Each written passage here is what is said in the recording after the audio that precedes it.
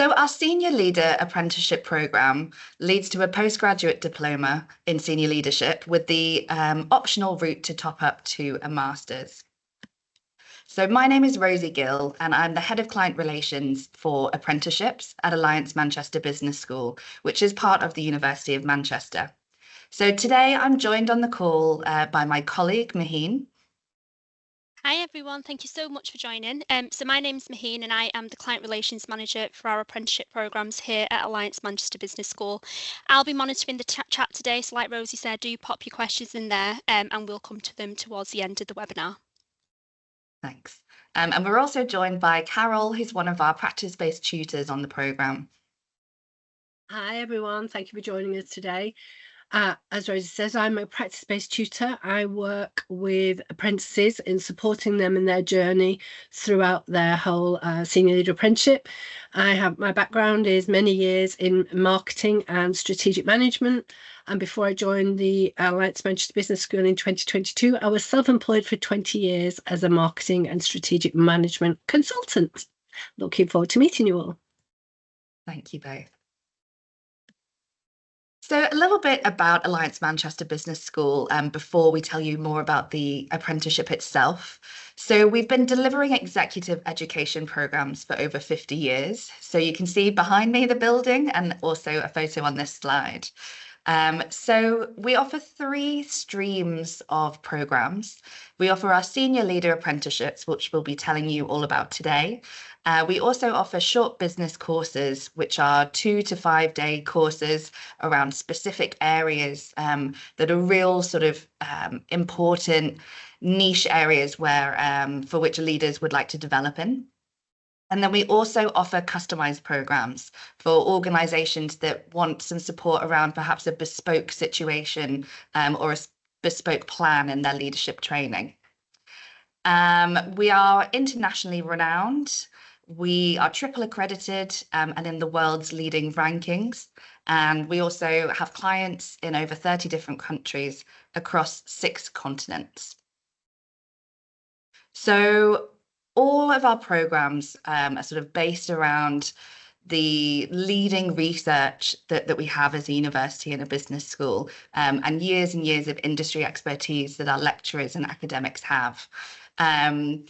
So specifically, looking at our Senior Leader Apprenticeship. So first of all, what is a Senior Leader Apprenticeship? So it's a funded program that's designed to develop you into a senior leader to a standard that's that's recognized nationally. So what that means is that it equips you with a set of knowledge, skills, and behaviors that are needed to be a successful senior leader. It's called an apprenticeship because, unlike a lot of other programs, you study whilst you work. So it's actually on your working time, and it's all designed, so that you can use what you're learning in your role immediately. So you learn something and you put it into action and then you reflect on it. So a little bit more on these KSBs. So right at the start of the program, you do what we call a skills scan to assess your baseline of all of these KSBs, as we often refer to them. So we've put a sort of summary of some of the areas that they're related to here. So things like strategizing, marketing, looking at risk and crisis management. So you'd have a look at where you currently are. So generally, you would look a little bit like this for each individual person. And then the idea is that by the end of the program, through all of the academic content, all of the work-based activities, the group projects, your off-the-job learning, by the end of the program, everybody can say that they're fully competent in all of these areas. And it's nationally recognized evidence that you're fully equipped to lead at this level. So who is it for? So most of you on this call are probably interested in the program for yourself. There may be some people here who are apprenticeship leads for their organizations who might be thinking, who in my organization could benefit from this program? So it's really aimed at those middle tier managers who have some experience of leading teams, managing projects, but aren't at that very senior level yet. So they're aspiring to become, CEOs, CFOs, heads of department, directors, heads of division, and are sort of working through their leadership journey. So if you're already at that very senior level, then it's probably not for you. Similarly, if you've only just started leading or are not yet a leader, then you would want to do some different development before you embark on this program. So it's really aimed at that middle where people have got some leadership development, but there's plenty of room for growth and to develop further. So it's blended delivery. So what that means is that we've got some face-to-face, and then there's some work that you'll do online and some activities that you'll do in the workplace. So we kick off each cohort with 2 program immersion days, or the PID, as it's called. Now, this is an opportunity for you to really learn about what to expect from the program, how you might record evidence of what you're learning.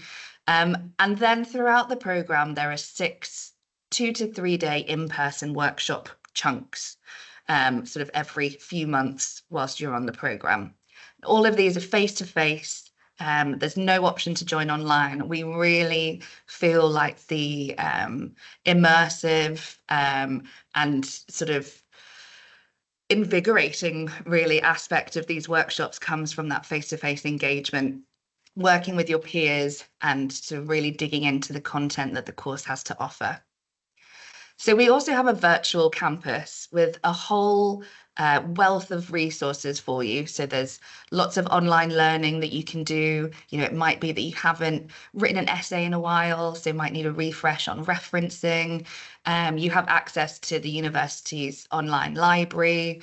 It's worth mentioning here as well that, being a student with us also means that you have access to all of our student support and wellbeing services. The virtual campus is where you'll submit all your assignments for marking and be able to access everything such as your course guide and timetable and any info that you'll need whilst on the program. And you also have some online tutorials where you'll look at developing your study skills. There might be some unit-based activities, and you'll be focusing on how you can sort of build that evidence and get ready for your final assessment. So a little bit more on the structure here. So as I've mentioned, it's it's blended learning with some online and in person. There are group and individual assessments, and the duration of the program is about 18 months for the apprenticeship part. So this is the postgraduate diploma part, and this is all covered by the apprenticeship levy. After that, you have the option to top up to an MSc or a master's in senior leadership, and that's about an additional 6 months, and that is an additional £4,000 not covered by the levy. So this could be funded by yourself, or it might be that it's funded by your organisation, or a combination of the two. Worth pointing out again that that is optional, and it's up to you to decide whether you want to sort of leave the program after you have your postgraduate diploma, or whether you would continue on to do the MSc. So there are integrated study breaks because we all need a break, and it is quite a challenging program, although there's lots of support as well, and that is in the form of a sort of tripartite support model. So you have yourself, the learner, and then the employer, so your organisation, and us, the provider. And we'll get in, Carol will tell us a little bit more about the people that are involved in that and what kind of support they offer. So here's a little overview of the different units. So we start with authentic leadership and culture and work our way around. You'll notice these personal, professional practice stages on either side of the programme. This is something that Carol will go into more detail about as she's the expert and someone who actually delivers these. So I'll just give you a bit of a context around the other modules and then we can hear a bit more from Carol. So starting with authentic leadership and culture. Oops. So what we're looking at here is really starting the program by looking at yourself. So you'll do a Hogan assessment, again, that Carol will talk about more, which will sort of bring up, things about yourself. What's your leadership identity? What's your personal brand, and how can you leverage it to sort of push forward your career?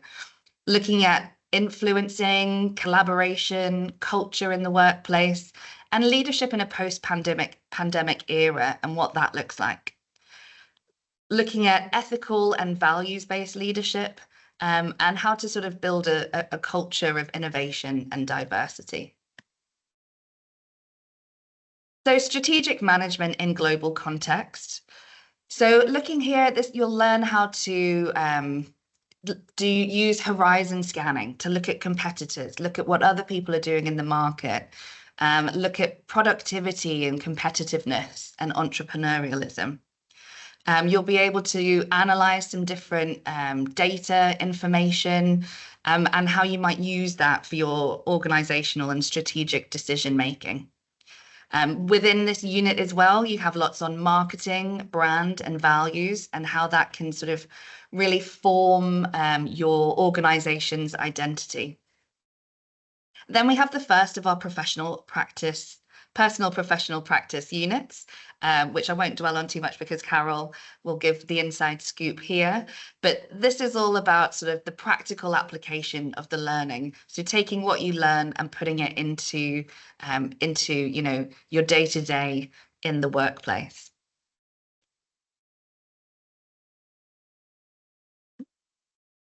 So then moving on to organizational behavior and performance.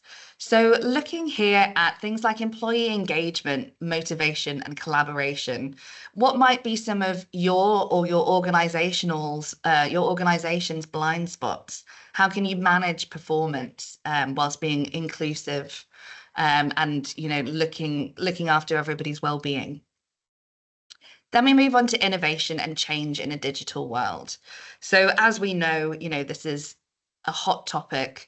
There's loads of disruptive technologies sort of coming onto the horizon of our day-to-day work. So looking at how we can use those to enhance our role, enhance what our organization is doing. And then we're looking at finance and accounting for leaders.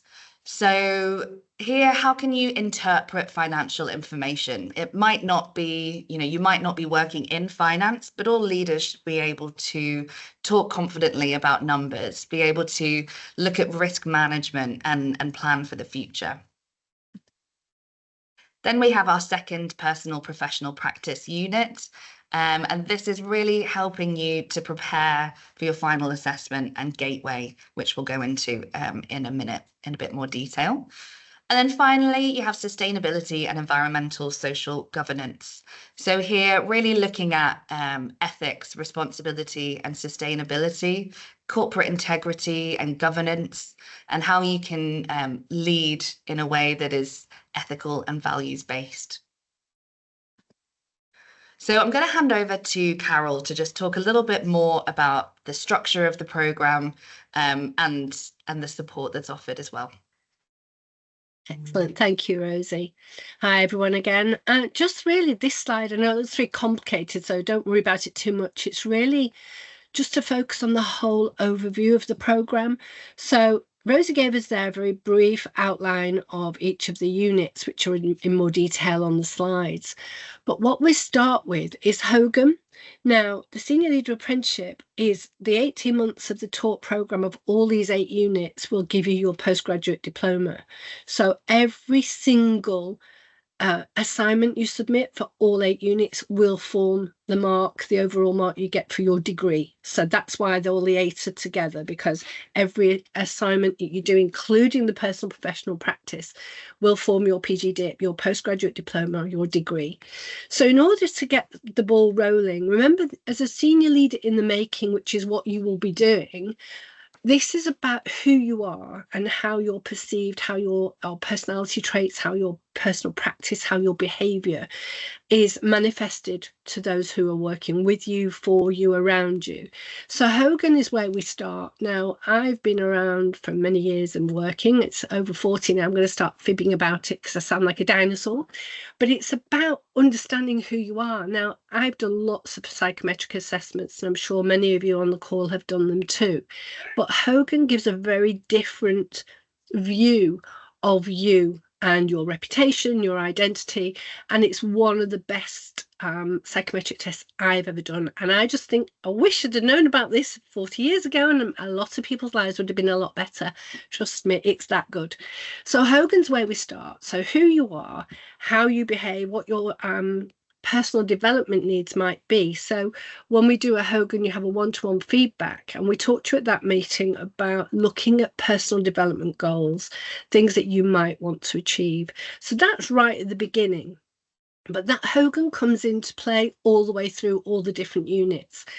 And what's really important, all of the 8 units link together, and it's really nice because it's like building blocks. They're not standalone. You start with unit 1, but then unit 2 builds on what you've already done in unit 1, and plus unit 3 builds on what you've done in unit 1 and unit 2. So there's real structure to the whole program, which is all about ensuring that you gain occupational competency against those knowledge, skills and behaviours that Rosie mentioned. So it's really important that you will complete all of the PGDip, because all 8 units are mapped against, there are 46 knowledge, skills and behaviours, KSBs, that you need to demonstrate occupational competency against. So everything is built around achieving that occupational competency. In terms of personal professional practice, stage 1, so it's stage 1 and then stage 2 later on. Stage 1 is all about helping you to prepare for Gateway. Now, Gateway is where you will submit a portfolio of evidence.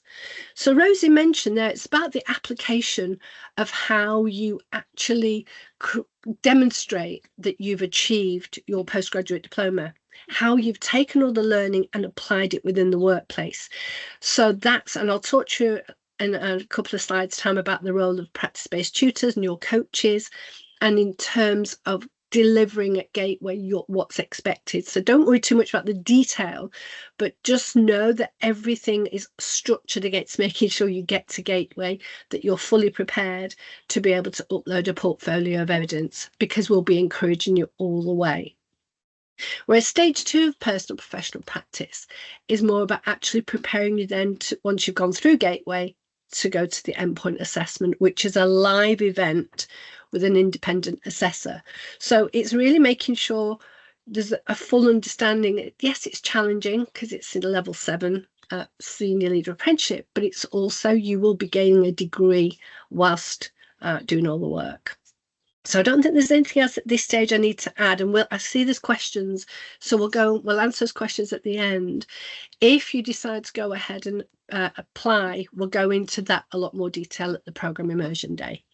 So the MSc top-up, interestingly, we have a number of learners now actually doing the MSc top-up, and everybody's really enjoying it, because as part of the Gateway, you upload a portfolio of evidence, but you also have to upload a strategic business proposal. So you're putting forward an idea, a strategic business idea for your organisation. And that strategic business proposal can be taken into the optional MSc top-up, so there's quite a nice thread, so it's not just standalone. So a lot of employers like that the strategic business proposal that was submitted at Gateway can actually also be used in a real business benefit perspective. The additional fee is obviously £4,000, as Rosie said, and a lot of employers are paying for their employees to do this, because they've put them through the apprenticeship, so they've already invested. So then to just top it up to a master's, lots of the apprentices really enjoy that extra stretch, that extra challenge, and it's only 6 months and probably 10,000 words more. So in the scheme of things, it's actually really worthwhile doing. But we'll go into a lot more detail about that if you were to join us. Thanks, Rosie, if you move on for me. So I've talked about the role. Rosie talked about the support. I mean, it's a really, I love this program because with all of the years of experience I've got working for local authorities, working for charities, working for the NHS, or working for the private sector, I've got lots, myself and my colleagues, so there's 3 of us that are an apprenticeship coach and or a practice-based tutor. And we're there to make sure that you achieve all that you have to do, because it can be challenging, as we've said, but it's making sure you're finding opportunities to integrate as much as you can of what you're learning into the workplace. And remember, as a senior leader in the making, we want to develop those skills that you've already got. We want to enhance those traits, those behaviors, those skills, those strengths, and then build on that to make you a senior leader in the making. It's not about throwing away what you already are good at. It's about really building on that. And for you to recognize the kind of skills that you've already got that will make you an excellent senior leader. So going back to Hogan, you have the opportunity to take maybe areas that you'd like to develop. So I am a recognized and confessed control freak. And Hogan has identified that, yes, there are some really good benefits to being a control freak, but part that can also be negative in damaging my reputation, because as somebody who will say, no, let me just do it, those around me can sort of perceive that as being, I think I'm better than them, which obviously is not the case at all. But what Hogan does is really make you look at your personality traits, your behaviors in a way that you wouldn't normally do. You're looking at how that manifests itself to those around you. And I think that's a big part of my role and my colleagues Sally and Louise in saying in a confidential way how you behave and how it manifests itself. How can we make that into a benefit? How can we really ensure that you're developing yourself, empowering those around you, and then enabling you to move up to the senior leader role? And it's a huge opportunity for everybody. Working with the cohort that you join, so with the people from different industries, from different trusts, it helps then to really bring that together, how you can learn from each other. So the tutor and the coach role is an important part, and you will be working closely with myself and all my colleagues to if you're successful, if you decide to progress with the Senior Leader Apprenticeship. The other key role, and I really can't emphasize enough, you really need to carefully consider who you would recruit as your work-based mentor. We've had people coming along and saying, oh, we've got the CEO of the organization going to be my work-based mentor.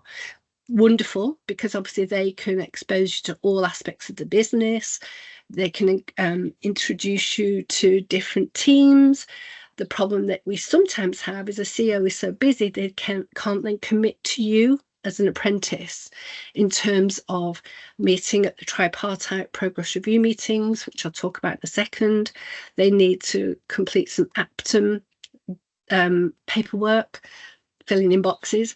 So Aptum is the system that we use to apply for the Senior Leader Apprenticeship, but also all of the compliance.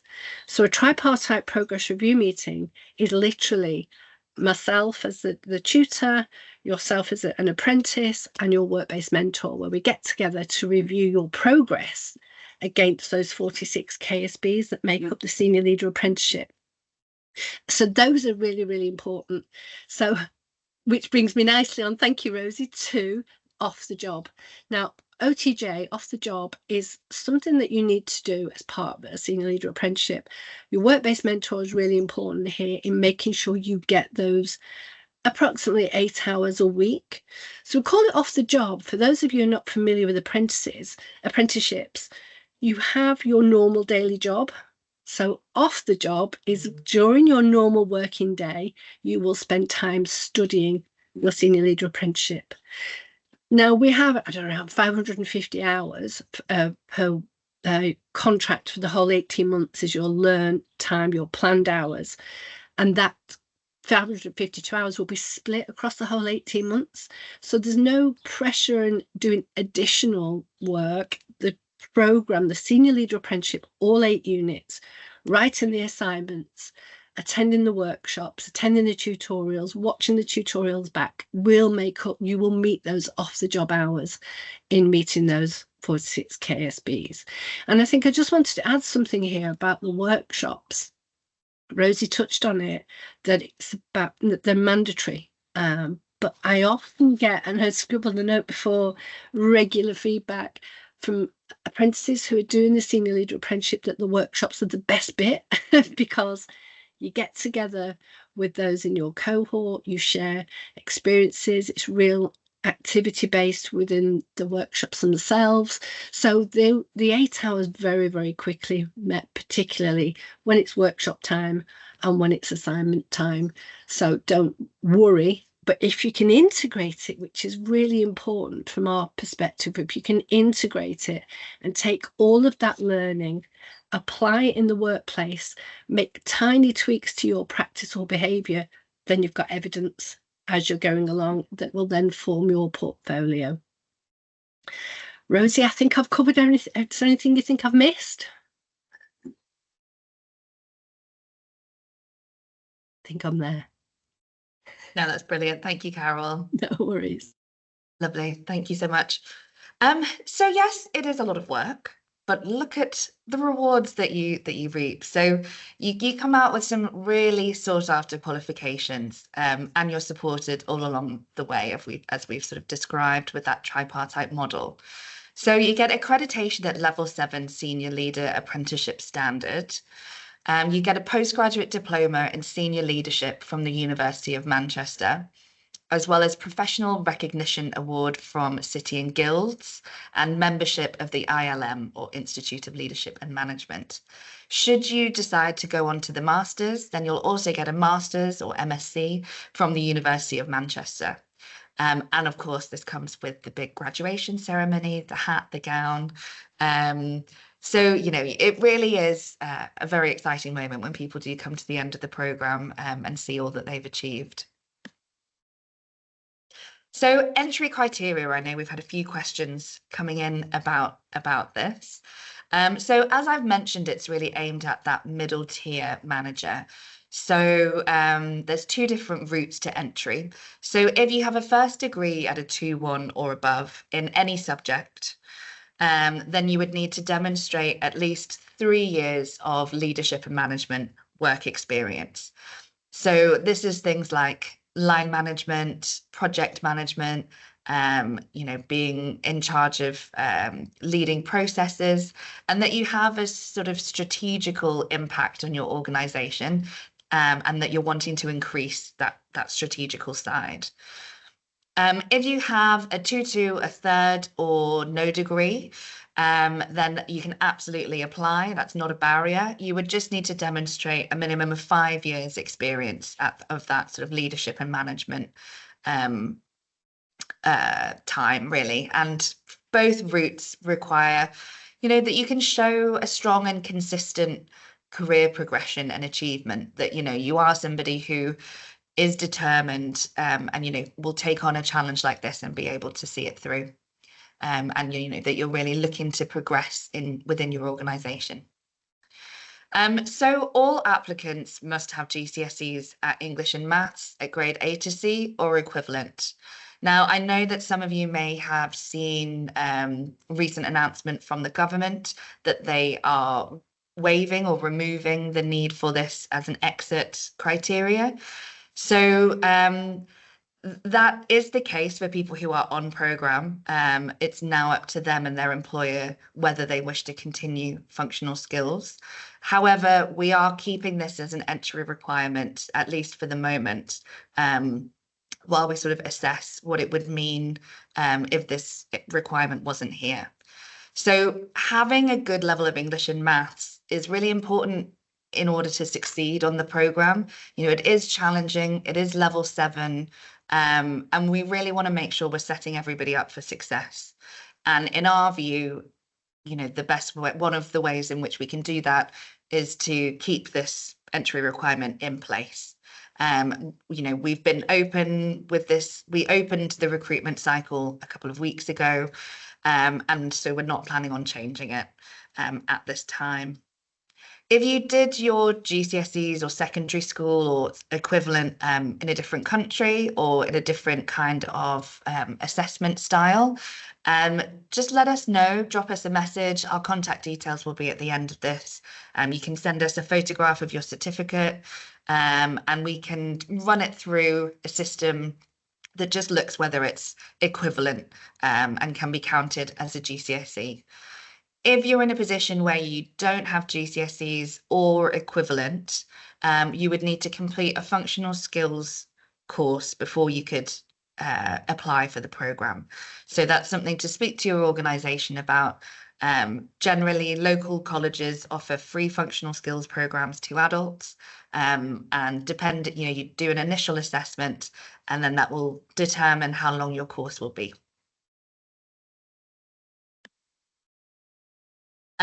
So before I go on to the application stage, the application process itself, and we have a bit of a Q&A, just want to sort of draw attention to some of the massive benefits and ways in which this program can impact you personally and your organisation as well. So I won't read all of these out. You can just have a look at them, and we'll be circulating this recording and the slide deck within the next day or so as well. But you'll be able to network with, people who are working in loads of different industries. So each cohort is made up of 30 different leaders across all industries. So you can really see, learn from different people, different organizations, and help each other through, current challenges that you might be facing. You'll learn to work more strategically and have a bigger strategic impact in your organization, be able to look at sort of overall improvements that could be implemented. Part of your assessment will be putting forward the strategic business proposal where you'll identify something that you think could be improved and developed. It might be that your organization actually wants to put that into action after you finish the program. So it really does sort of change the way that you lead, changes your mindset, and has a really positive effect on the people around you as well. So getting down to the detail of, if you are interested, if you do want to pursue an application for this program, the first thing to do would be to complete our online eligibility checker, and Maheen can pop this in the chat for you. So this is just a sort of 5-minute online check with just drop-down boxes to just make sure that you meet the actual eligibility criteria for funding. So this is things that are set by the ESFA. So do you work 30 or more hours? Do you work 50% of your hours in England? So these are just some of the sort of funding rules, and just checking that you have enough leadership experience behind you at the moment. So then, you're eligible, great. You want to have a chat with your line manager and your apprenticeship lead. If you're not sure who your apprenticeship lead is, it's worth checking with HR. If you have a learning and development team, it's generally, anyone that you might go to get the sign off for CPD. Have a chat with them. It is a big, you are taking on something. So, how will it work within your team? Looking at the funding, is your organisation a levy payer? Are they happy to use some of the levy funds? So you can't progress until you have shored up that support. And then once you do, that's great. And then you can complete an expression of interest form, which just asks for a bit more information about you, your experience, and your career goals, so that we can check that they align nicely with the program. There are lots of different avenues you could go down for professional development. We want to make sure that, this is the right one for you and that you're going to get the most out of it. So if looking at that, it feels like it's a good fit and you meet all of the criteria, then you're sort of nominated by your organisation, and we would send you instructions to complete an official online application through our application portal called Aptem. Then this is reviewed by our admissions team, and then they schedule a virtual interview with you and an academic or tutor on the programme. This is really as well as a time for you to reflect on, what you want out of the programme, ask any questions, to ensure that you are ready for this step as well. So it's a two-way process. And then if everybody feels like, yes, this is the right thing for you, then we would start working with your organisation on contracting and, formally give you an offer to enrol on the next cohort. So applications are now open for our June 2025 cohort. This is Manchester-based, and the deadline for applications is the 28th of March this year. Places are limited, so we really recommend starting this application early because it does involve quite a few steps, and you wouldn't want to miss out. So before we go on to the Q&A, I just want to mention that some of you may well be aware of potential Level 7 apprenticeship funding changes that the government announced last year. So far, we haven't had any further details from them since they announced that they were considering removing some Level 7 apprenticeship funding. We're currently running to our normal schedule. We've just recruited for an April cohort. We're running this June cohort. We're expecting a decision from the government. We're expecting it to be next month, in line with the release of the next budget. If they do decide to remove funding for the Level 7 Senior Leader, we want to let you know we are committed to developing alternative programs for leaders in all industries, not just in health and social care, apologies for that, in all industries. Okay, so I'd like to open up to a Q&A. I know Maheen's been monitoring the chat and we've had quite a few questions come through. Thank you, Rosie. Thank you, Carol. That was really, really, really helpful. So we've had quite a few questions come through. So Carol, I'm going to put this first one to you if that's okay. We've had a question from Jane. We've mentioned obviously in the webinar that the programme is challenging. What would you say are the main general challenges for candidates to consider? Time is the main one. We can't create any more time. But I think those people who are currently on the Senior Leader Apprenticeship that we've been working with for the past 3 years, every single person has that challenge of time, but the benefits far outweigh those challenges. And that's just really making sure that we keep chatting, that you talk to your tutor, you talk to your coach. The programme is structured in a way that you should be able to manage it. But obviously life happens, so time, and also making sure you get the opportunity to apply what you're learning, to make sure your work-based mentor is supportive in that, to make sure your line manager, if that's not your work-based mentor, supports you in applying what you learned, which means making tiny tweaks or quite significant tweaks depending on what the situation is. So it's time, but also making sure you've got the support of your line manager, your organisation, to apply what you're learning. Brilliant. Thank you, Carol. A couple of questions have come in around workshops, so I'm just going to gather these together at once. So Rosie, I think this one that you might be able to advise on first. So the 2 to 3 day in-person sessions, how do apprentices normally manage accommodation if they're travelling in from far? Yeah, that is a common a common thing that people do need accommodation. We're actually attached to the Hyatt Hotel, so we do offer a preferential rate for any of our learners on our courses, which we can give you more detail on. In terms of that, the additional time and cost really around travel and accommodation is a conversation to be had with your organisation. Can they offer any support for that, and can they give their support for any time that would be needed? But generally there's at least a few people from each cohort who are staying over, and having the convenience of the hotel, just one door, you don't even need to go on the street, there's just a door that connects through, is really convenient, and we can get a preferential rate. Brilliant. Thank you, Rosie. In terms of delivery for the workshops, are they face-to-face or online, and whereabouts in the country will they be based?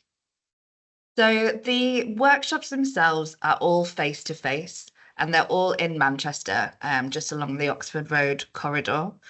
So we don't offer an option to join online. It's really important to us, it's essential that everyone is there, and everyone is there face to face, because it's really, just the most fantastic opportunity to interact with your peers, to learn firsthand from the expertise of the academics and the tutors on the programme. It's designed in such a way that, those really are the lifeblood of the course, really, as Carol mentioned before, a part of the course that everybody really looks forward to, and wouldn't be the same, online in the way that we've designed it at the moment. We do get people traveling up, but depending on where you live, it is really thinking about, is it feasible for me to get to Manchester, every few months for a few days? So something to really think about, and speak to your line manager and your apprenticeship lead about. Thank you. And just one more question on workshops. If a learner is unable to attend a workshop, either one day or the full workshop, what happens in that circumstance? Is there a workaround, or what would happen with the learner? Yeah, great question. So we give the workshop dates in advance. So, at some point during the application stage, before you've had your interview, you'll get the full set of workshop dates. And we ask that you have a look at these and see if there are any clashes. If you can't attend a workshop, then we would ask you to defer to the next cohort when you could attend all of the workshops.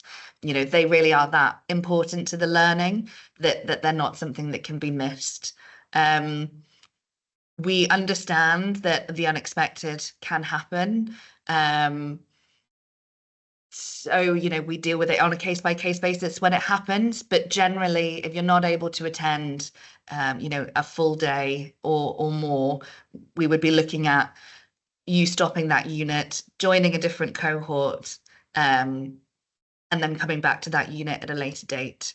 So it's really something that, by exception, we have to make a workaround. Might be that it means that you have to extend your apprenticeship a little bit, if it is something that is unexpected. But if it's at all known beforehand, then we would say join the next cohort when you can make all of the workshops.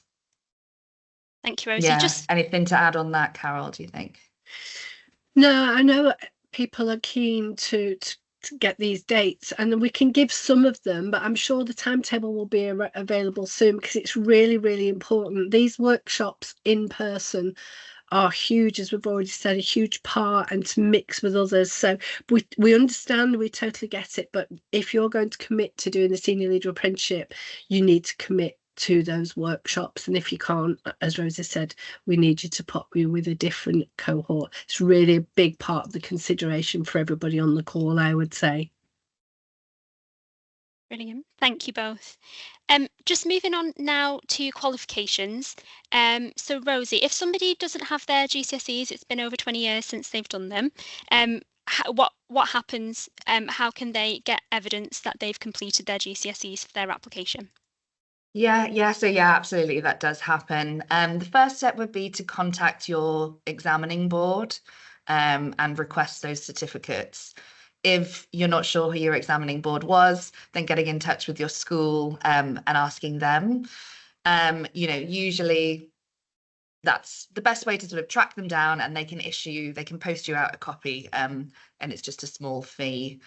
If for some reason none of that worked, it would be that you would have to do the functional skills course before going on the programme. But so long as you can sort of figure out who that examining board was, you can request it from them. It's really simple, and just takes a few weeks. So it's something to do as soon as possible, if you do feel like you are in that situation.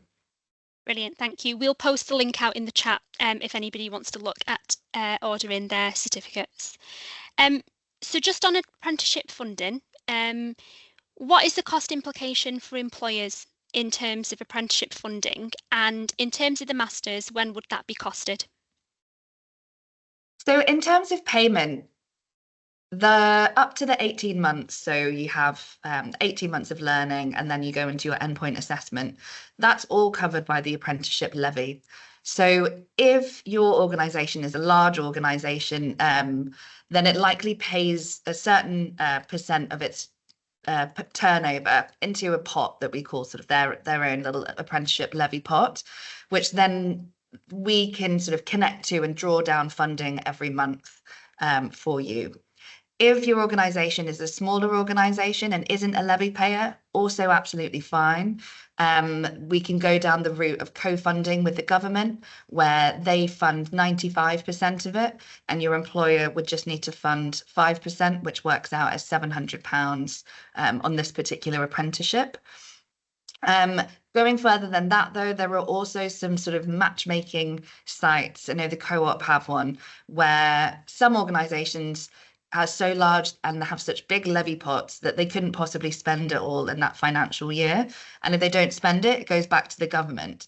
So what some of them like to do is actually pledge some of their extra funding to smaller organisations who don't pay into the levy. So it might be that you can get that funding pledged from a different organisation, and your organisation might not even have to pay that £700.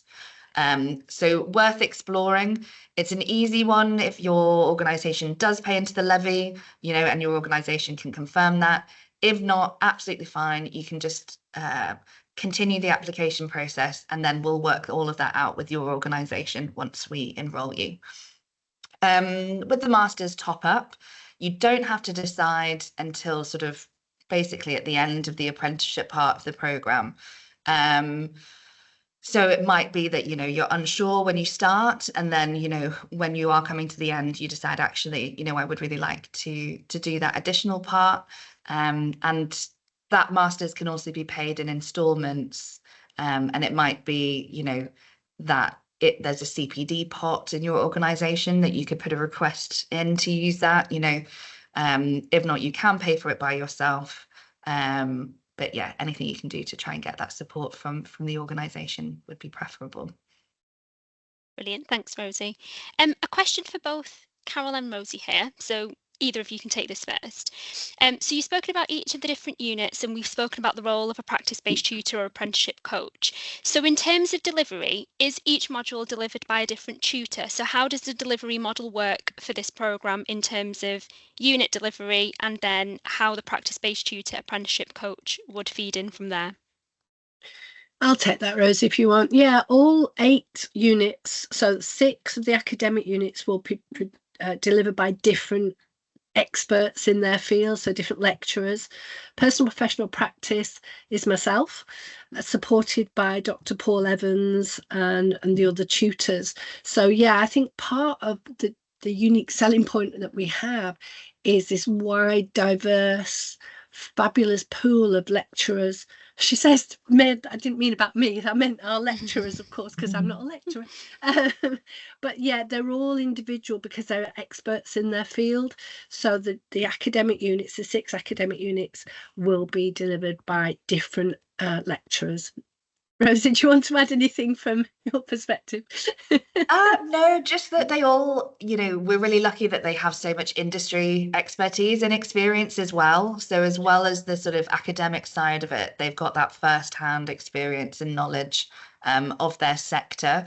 So it sort of brings the theory to life with, a bit more of that industry insight as well.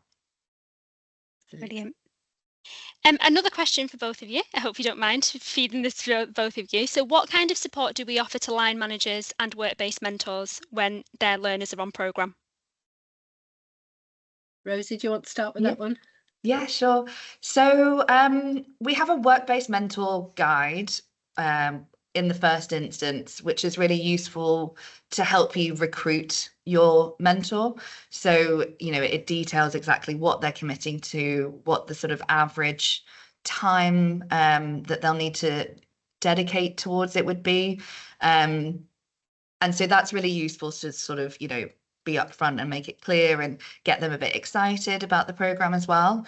And then once the program starts, we run an online mentor support session, which, is all of the basics of, as well as, what they need to do, things like what to expect, how to log into all of the different systems, what are tripart reviews, how do they work. Carol can probably talk to that side of things a bit more.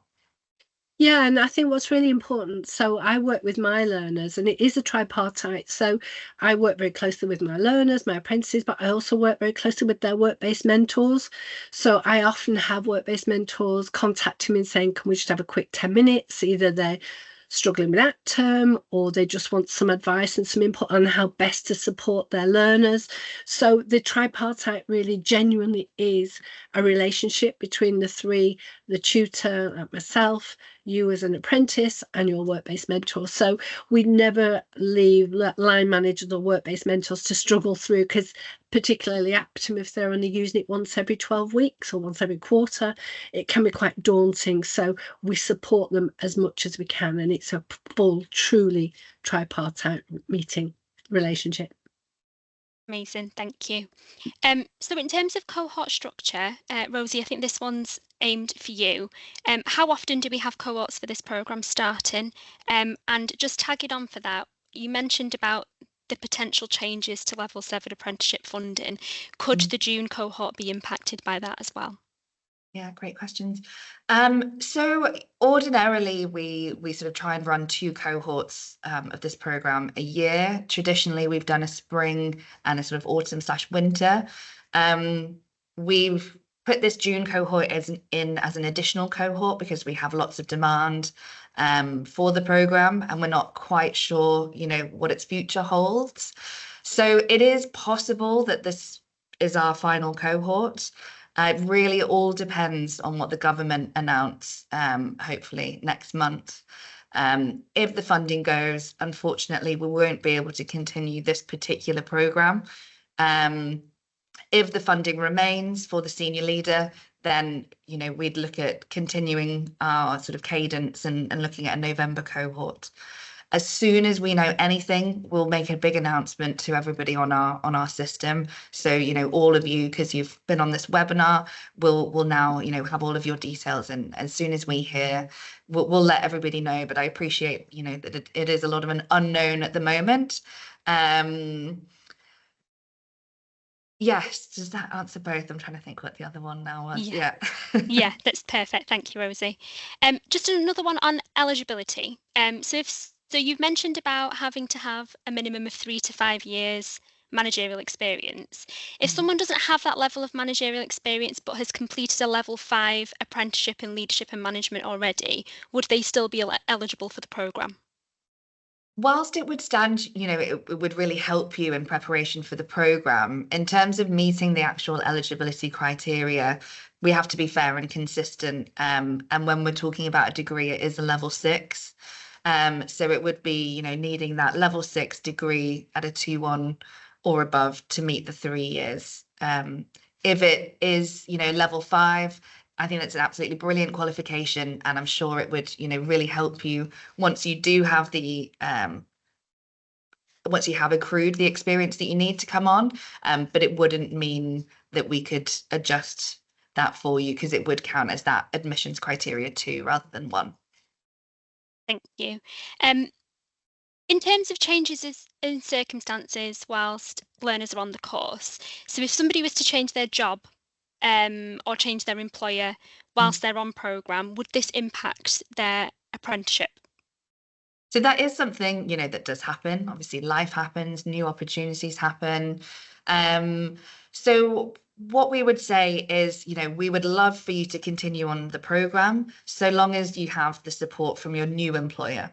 So if you are thinking about moving to a new role whilst you're on programme, it's something to mention during the interview process of that new role, saying, you are partway through this program, really enjoying it, and it's benefiting you greatly, would your new organization be willing to support you to continue it?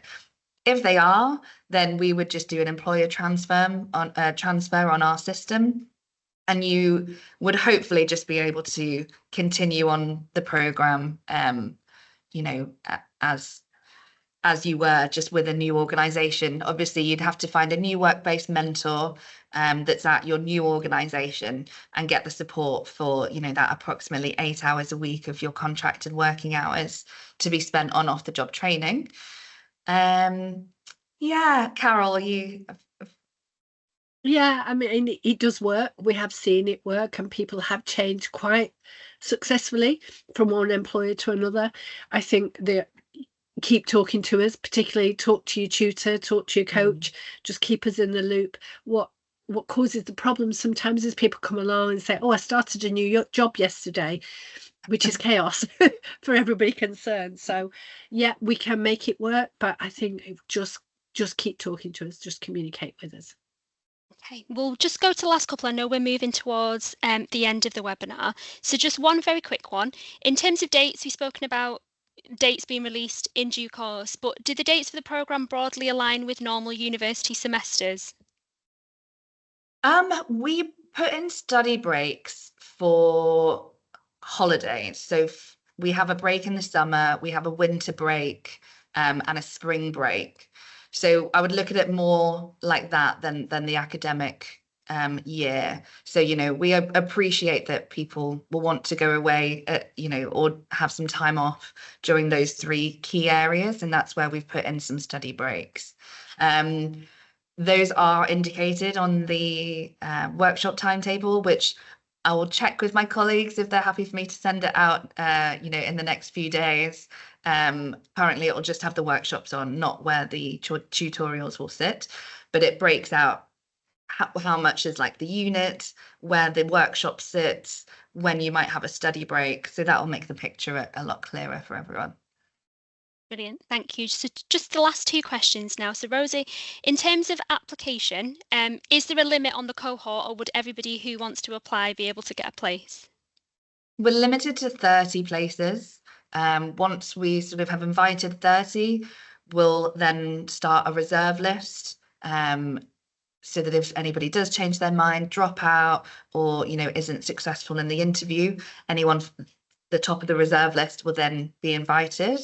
It is high demand. We did open last week, so I would just say, really start that process as quickly as you can, to sort of, ensure that there aren't any roadblocks along the way. But yeah, it is a first come, first serve situation. Brilliant, thank you. Carol, last question for you, and it's a question from me, not from the group, but last question to you. What would be your bit of advice to anybody looking to do this programme, to the candidates that are either watching the recording back or looking forward to applying? What would your key piece of advice be to them? Go for it. Commit to it. It will change your CV. And I don't mean that flippantly. It's one of the best things, one of the best programmes I've come across in all the years I've been working. Commit to it, but make sure you've got plenty of support around you in work and at home, so that you can really go for it. And to go to the Masters top up seems a long time away, but go for the Senior Leader Apprenticeship's best thing you'll ever do with us. Brilliant. Thank you, Carol. Brilliant. Well, thank you very much to Maheen and Carol for supporting on that call and all of your brilliant insights. And thanks so much to everybody for attending. Just show here our details, but don't worry, because you'll be getting these slides and a recording shortly as well. And yeah, do feel free to just drop me a line, any certificates you want us to have a look at, any questions you might have. But yeah, brilliant. I hope to hear from many of you soon, and have a nice rest of your afternoon. Thanks, everyone. Thanks, everyone.